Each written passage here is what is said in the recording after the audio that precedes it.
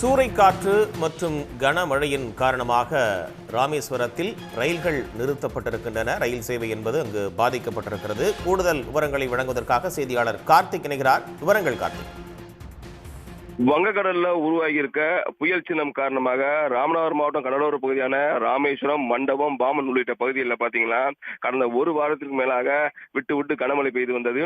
குறிப்பா பாத்தீங்கன்னா ராமேஸ்வரம், மண்டபம் பகுதியில் நேற்று துவங்கிய மழையானது தற்பொழுது வரை விட்டு விட்டு பெய்து வருகிறது.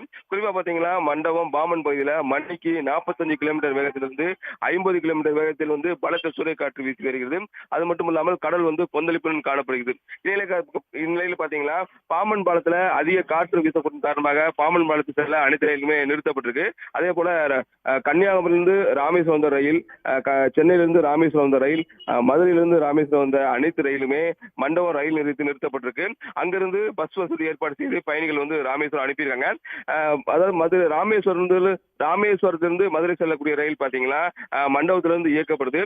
மணிக்கு 45 கிலோமீட்டர் வேகத்திலிருந்து 50 கிலோமீட்டர் வேகத்தில் பாமன் பாலத்தில் பலத்த சூறைக்காற்று வீசுவதன் காரணமாக பாமன் பாலத்தில் ரயில்கள் கடந்து செல்ல முடியாத சூழல் தான் இருக்கு.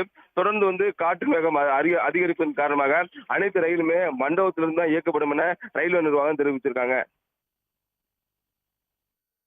கூடுதல் விவரங்களுக்கு நன்றி.